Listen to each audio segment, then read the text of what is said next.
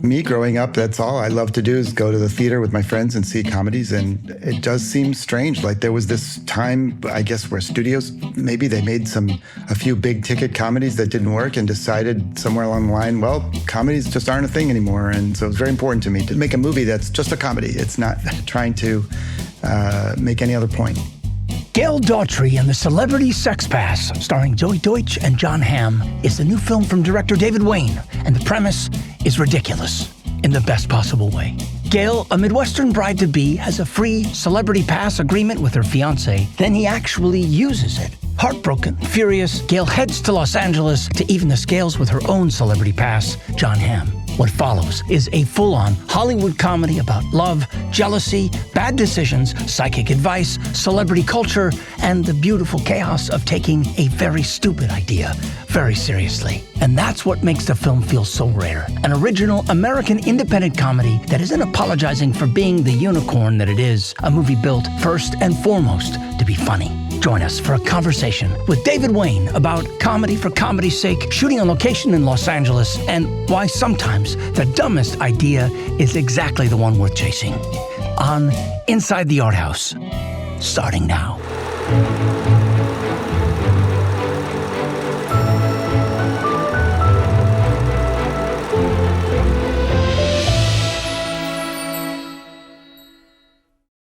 Hi, my name is Greg Lemley. And I'm Raphael Sparge. And welcome to today's episode of Inside the Arthouse. We get to do something fun today, something in 100 episodes, we've only got to do a couple times. And let's talk about an American independent comedy. It's like the freaking unicorn out there, but once in a blue moon. I don't know why. But we're joined today by filmmaker David Wain, who's here to talk about his new film, Gail Daughtry and the Celebrity Sex Pass. David, thank you so much for joining us. It's a pleasure to be here. And that what you said makes me quite saddened, but it is true. American independent comedy. But what is it about? I mean, why is comedy was, it's where the industry started. Chaplin, Fatty Arbuckle, the Keystone Cops, everything, and yet... Certainly me growing up, that's all I love to do is go to the theater with my friends and see comedies. And it does seem strange. Like there was this time, I guess, where studios, maybe they made a few big ticket comedies that didn't work and decided somewhere along the line, well, comedies just aren't a thing anymore. And hopefully we're getting out of that at this point, maybe, but it's wild. And so it's very important to me to just make make a movie that's just a comedy. It's not trying to make any other point. Right. You said comedy for the sake of comedy, almost as like an act of comic resistance. Yes. Yeah. It's a rallying cry. Yeah. But why a feature and not a sketch or something like that? I mean, you have done a lot of work with episodic and TV and different formats, I guess. This is a bit of a commercial challenge, I guess, in a sense of saying we're going to buck the trend and we're going to be just a broad, funny film that's going out into movie theaters. Yeah, well, it wasn't something that was easy to get going or quick, but I've always, as part of the smorgasbord of what I do, I always try to make movies, and this is something that Ken Marino and I wrote as a movie, and it wasn't most people who read it over many years actually said, love you, but not this, too weird, too kooky, too light, I don't know.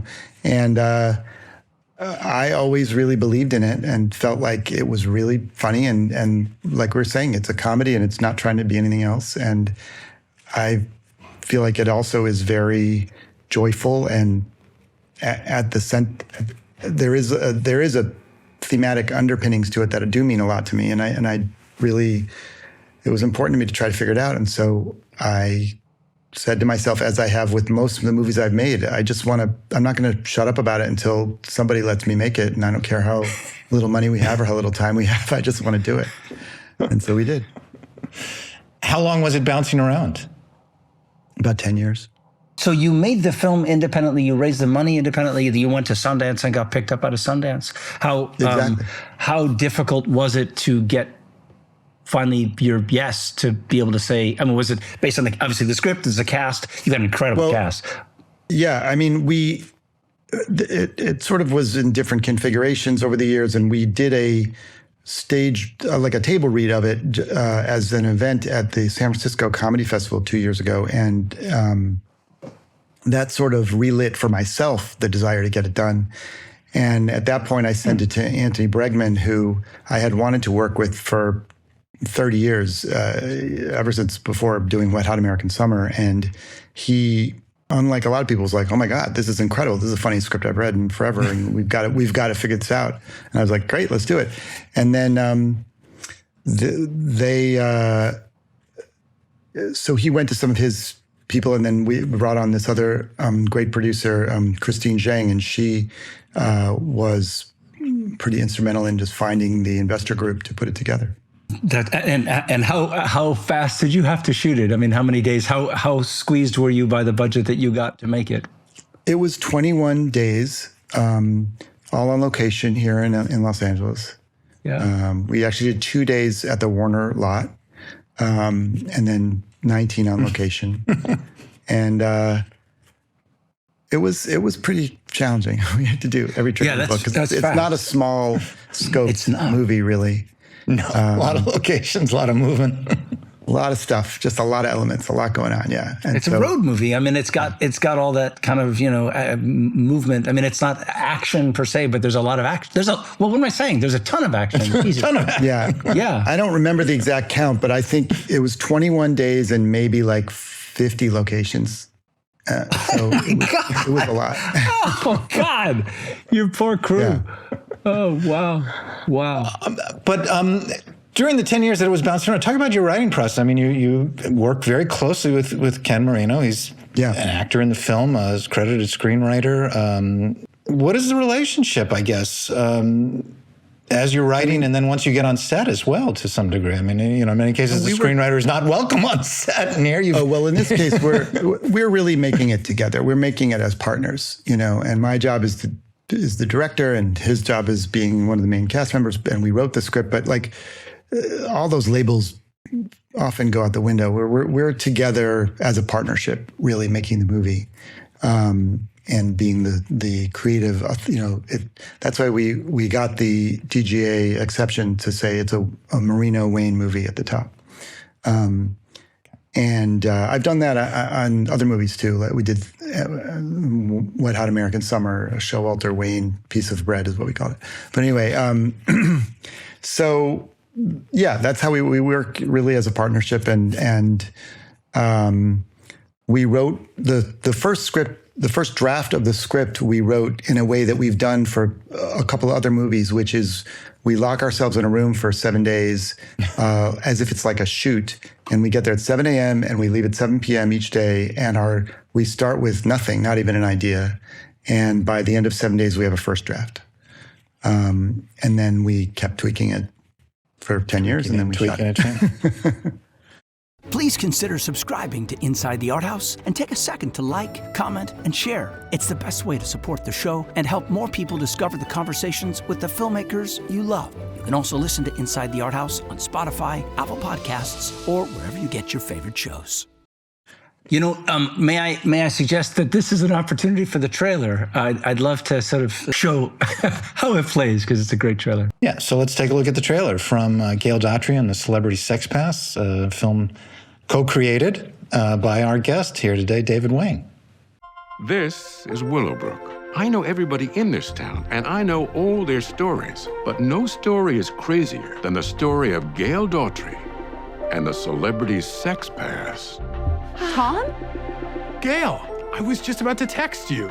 This was my one free pass, remember? Do you really think that we should do this? Tom gave you a free pass, too. That's true. I had a celebrity free pass thing with my fiancé, but he took it literally. So now I need to have sex with Jon Hamm to even out the score and save my relationship. You did the D, now you gotta do the do. Yes. Gail needs to do the nasty with Mr. Jon Hamm ASAP. I am so sorry that we got you fired. Hi, we're here to see Jon Hamm. Do you have an appointment? No, but I'm John Slattery. Yeah, I know. Thank you, man. Thank you. All right, y'all have a good day. No, wait, come back. Wait, ow! Ow! Ow! Ow! Move out the way! Ow! Hey, Jon Hamm! Hello, Gail Daughtry.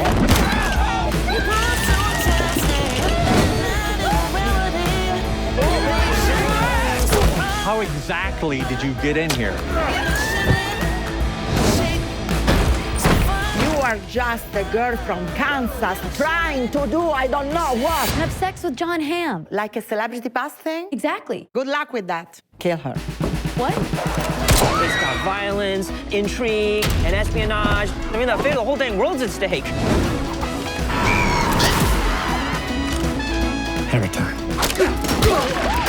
I said good day! Who's ready to meet a Mr. Jonathan Hamm? I'm ready to do a lot more than meet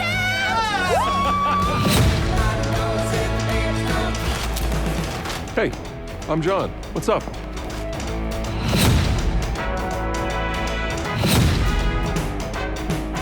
That's great. Yeah. I love it.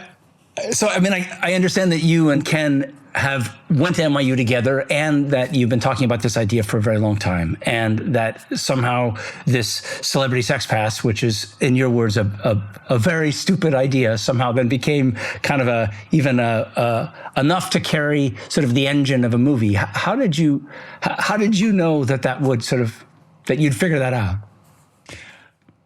I mean, it really was we were really using that idea of having a deadline, having to write something. And we liked the idea of what if, the idea of this celebrity pass was taken literally, and what would the ramifications be? And then as we built out the story, it became this fantastical journey about LA and celebrity and Hollywood. And it just started to feel like it was just making us laugh and felt appealing. And it also has this kind of caper and cops and robbers element to it, and the mistaken suitcase. And we just liked all these tropes that just felt fun to us. And then we didn't know it was going to work. We just said we like this script, and we set out to live our lives and hope that we would find a way to make it. And when we finally did, then we worked on it more, and we got this incredible cast that elevated it. But I don't think there's a formula to those things. You just sort of hope for the best. Just roll. But to what extent, I guess, when you're in the room with Ken, do pop culture references start? I mean, I can't, as soon as I see mistaken suitcases, I'm at Peter Bogdanovich's What's Up, Doc, Totally. Which is one of the greatest movies ever made. 100% agree. And that's just shamelessly lifted from that. Okay, all right, good. 100%. I mean, all credit, Yeah, but I've always liked that kind of thing. It's been in other movies too, but I love that. Sure. That idea. And they're just like, it all seemed to just fit together, and there's this Wizard of Oz thread to it, and we just I don't know if that's a spoiler alert or anything like that. I mean, but when I'm just trying to see, sitting in the room and saying, what if Dorothy wanted to sleep with the wizard? Right. That's what this is. That kind of it. And the fact that the whole thing is sort of stupid is definitely basically the point. And we call out in the middle of the movie. She says, "This is like the most pointless premise. Like, why?" And so is it the Dada aesthetic of just like the point is there's no point? Maybe, I don't know. Yeah, and then you get to call all your famous friends and funny friends in to kind of say, come and do a cameo, come and join the party. Yeah, the celebrity aspect is built into what the movie's about, and so we called on people we knew to drop in, which was cool. And then, as always, we leaned on our kind of rep company of friends for the past 40 years, and also just great comedic and other, dramatic actors to fill out a diverse ensemble of different types of people. It was really cool. Yeah, well, there's a level where that feels, yes, I'm okay. Well, now we're putting people in because we can get the film financed this way. But these are people you've worked with for a long time, and they're regulars. It's almost like your own Howard Hawks, Preston Sturges troupe of regular actors.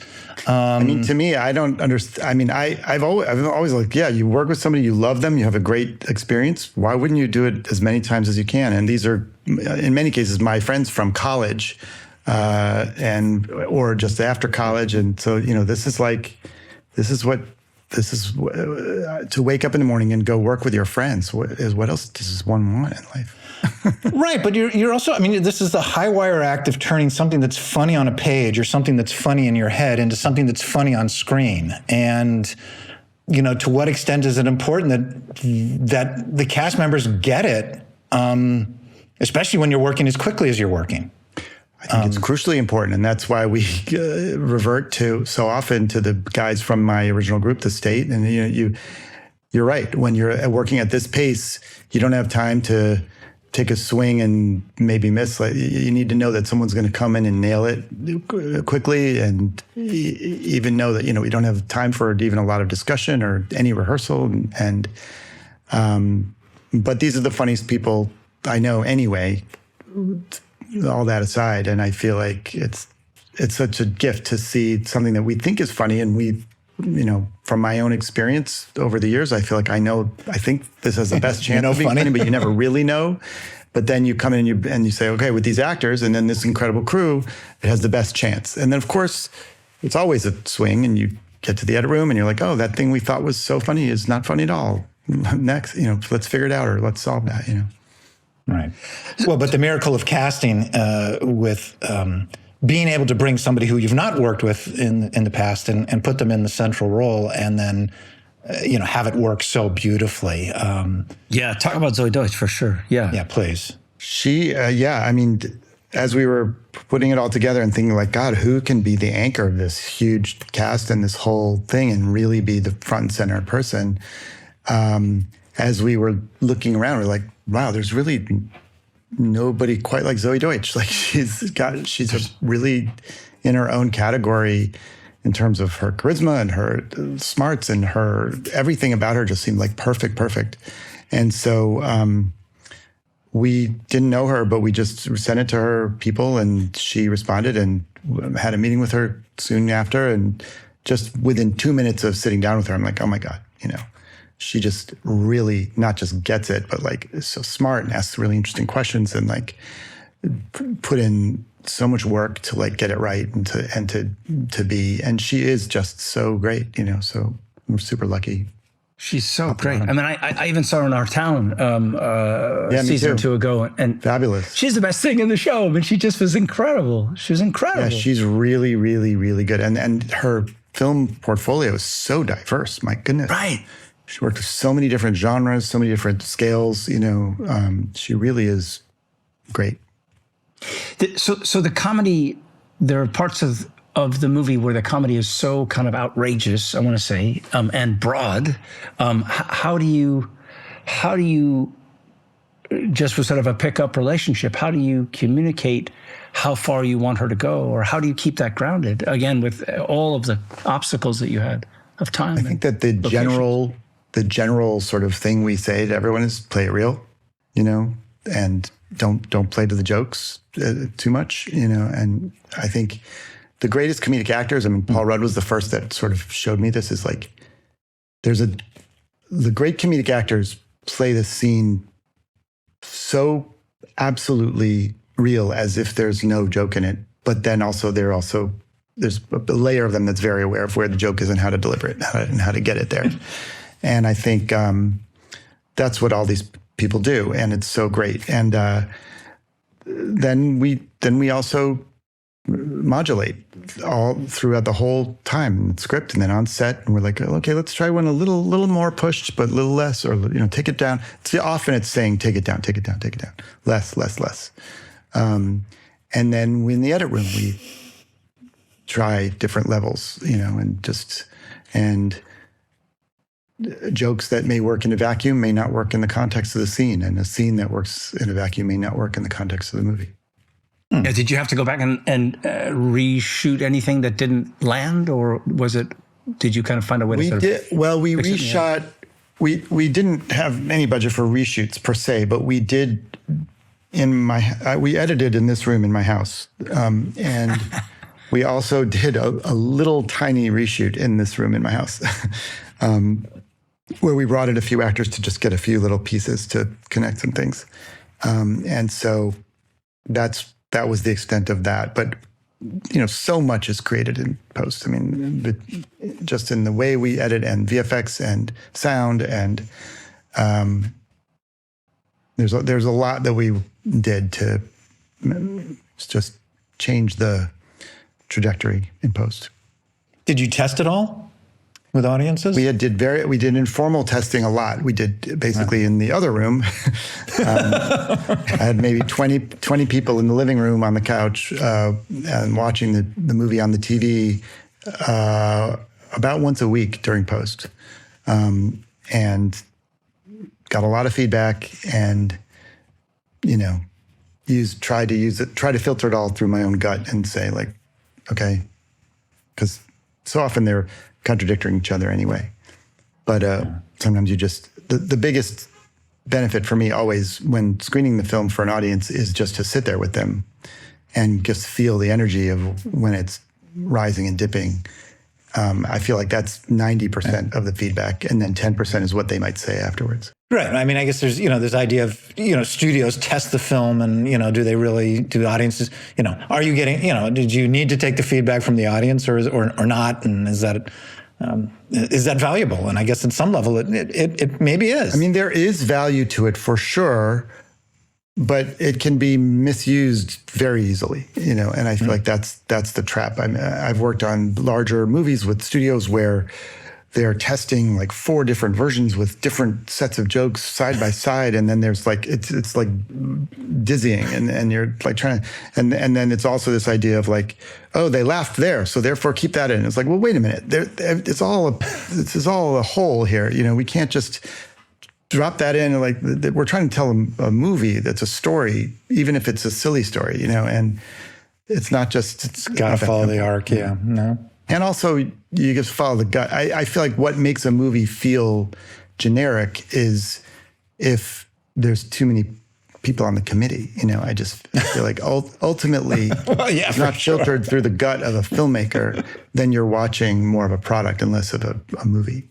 Which goes back to the first question you had, Greg, about studio comedies and how important in this case that this is your vision, this is your idea, this is what was funny to you, along with some feedback from some friends on your couch. But this was an enormous input from every cast member, every crew member. I don't take credit for so many things, but ultimately, it does get filtered through somebody, and that's what makes it great. And then also, you read about like the greatest comedy, one of the greatest comedies of all time, Tootsie, is a result of just like horrible, endless fighting between 2 big minds, which was Sidney Pollack and Dustin Hoffman. I feel like that's another version of it.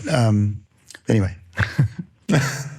Yeah. Right. There's more than one path to funny, I guess. And you've certainly found, I mean, look, you can't look at your filmography and not say that you don't know funny. At least for those who like it, yes. Okay, fair. That's right. Fair enough. For everyone. That's certainly true. I mean, I thought Wanderlust was absolutely hilarious, and I still think. I mean, it is just subjective. A lot of the reviews, though, especially for Wet Hot American Summer, were just like, I can't even believe anyone would find 1 second of this funny. Like, there's not a single funny thing here. Like, what the hell is wrong? So everyone, your mileage varies. It's fun that you bring that up. I mean, this is the summer of David Wain, I guess, because we get in July we're getting Gail Daughtry and the Celebrity Sex Pass, and then in August we're having the 25th anniversary re-release of Wet Hot American Summer. How do you feel about that? It's wild. It's hard to even conceptualize that this tiny movie that essentially didn't even come out when it came out is still talked about and is now, in the pantheon in some way. It's hard to even believe. And I hear people all the time saying things like, my wife and I first met and bonded over the fact that we both like this movie. And, it's like, it's beautiful. I mean, I don't know. It makes me very happy. Quite a summer you're having. It's really incredible. It's incredible. It's very nice. Was it always Jon Hamm that she was going to sleep with? Her celebrity crush. We toyed with different ways to go, but ultimately, it had to be Jon Hamm. Just the Jon Hamm and John Slattery pairing. Yeah.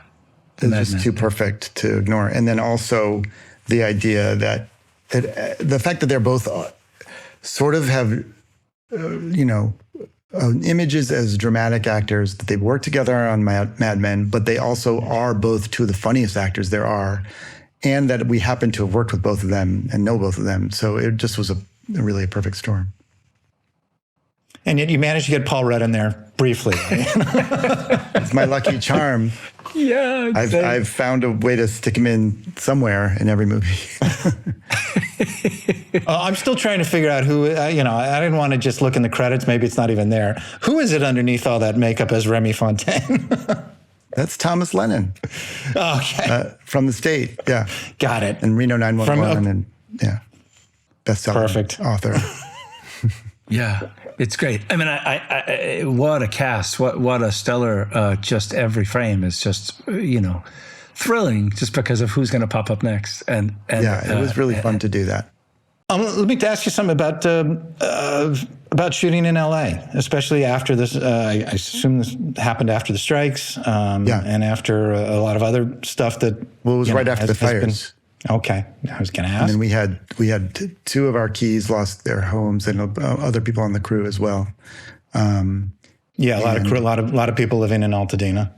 And exactly. And it was a really rough time, even separate from that. It is here in LA as far as people working in production, and the mood of gratitude on the set was pervasive every day. From everyone, myself included, just like, the chance to be working on something that we care about and that's in LA and that's a feature film was comedy, as you said, independent, like it's just such a rarity. And we were all just so thrilled to be doing this movie about LA, in LA, and not in Vancouver for LA, or Malta, right? Yeah.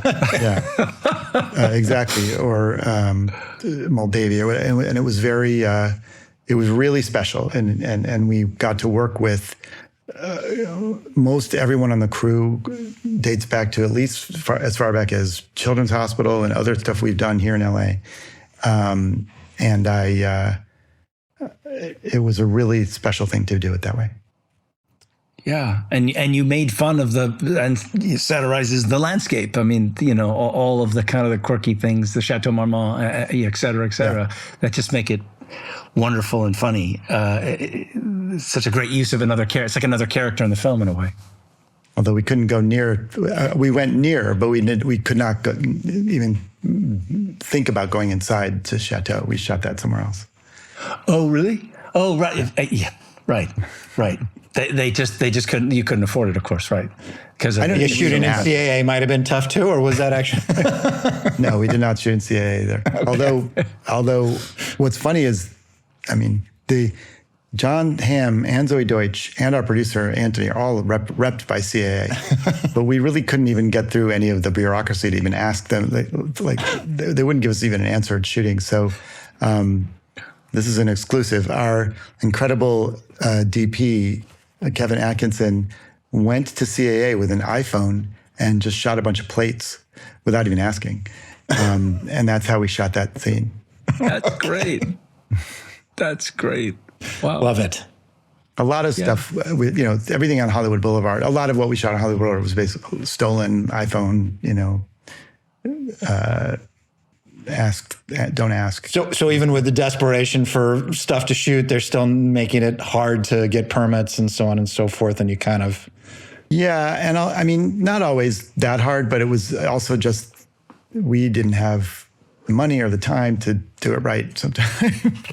Right. Just the guerrilla filmmaking. Yeah. Define do it right. But but also like when we were shooting on the strip with all the performers on Hollywood Boulevard, there's a line that's owned by the Hollywood and Highland complex that you can't shoot on. And then if you're on this side of the line, then that's the city and then it's okay. And we had to keep moving around, and I learned a lot. So, you had a vision, you made this film with all of your friends, you went to Sundance and you've got picked up essentially. And now you're sort of there are people running to their laptop to write their screenplay based upon the success of your trajectory. Does it make you want to do this again? I mean, in terms of just because you've sort of hit the trifecta of a wonderful movie and being picked up. I mean, yeah. I believe I think it's my 6th or 7th movie at Sundance, and I feel like, yeah, I don't want to retire. If that's what you're asking.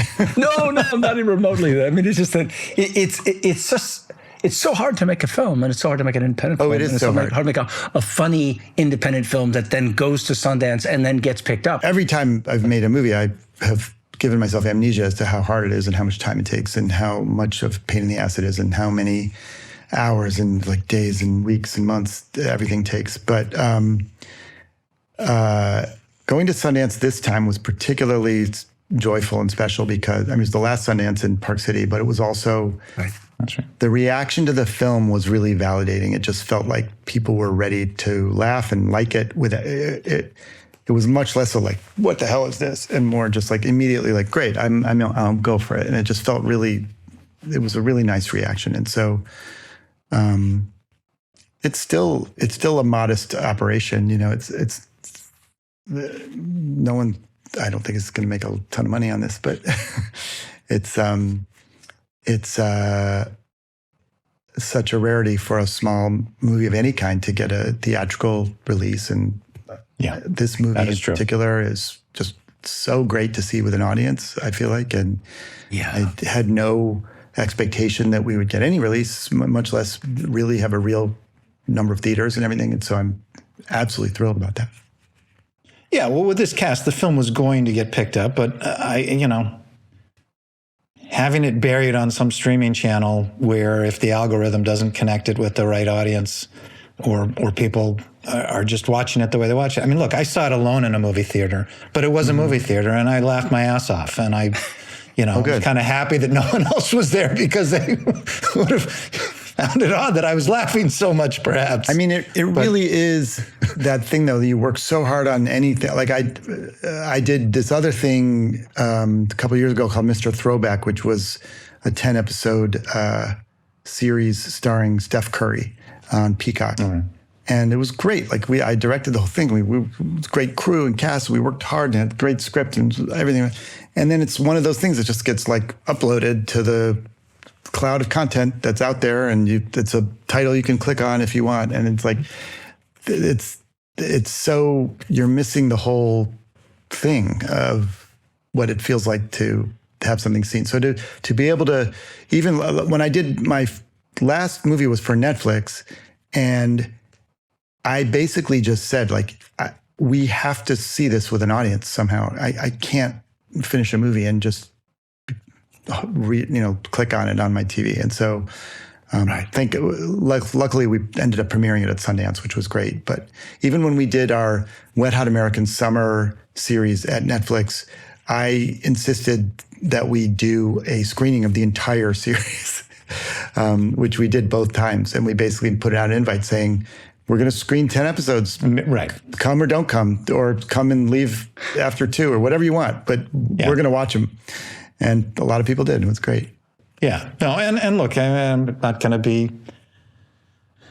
anti-Netflix. Try not to be anti-Netflix. But, they're starting to put more stuff out. And they're doing, event cinema type opportunities. And I think that's great. So, I think there's some recognition in general that audiences are like, we like going to the movies. Audiences want this. I mean, they really just want it. And it elevates the film.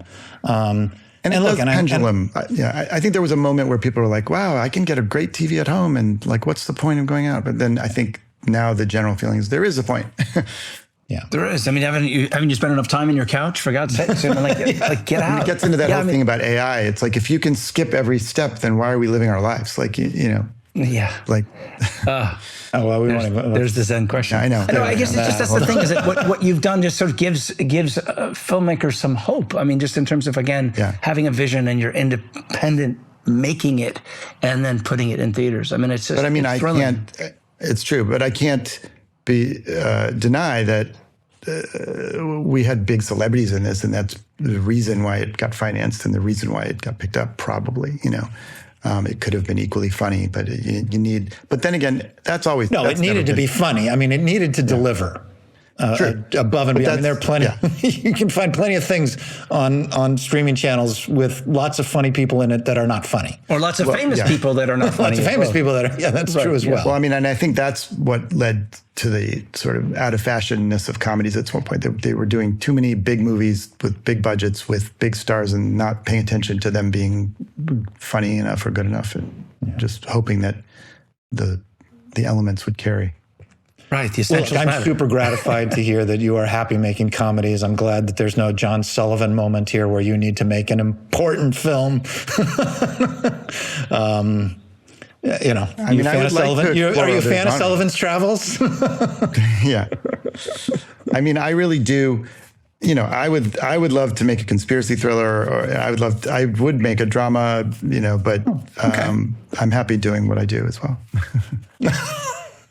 Well, you do it so well. It's such a great film. Thank you so much.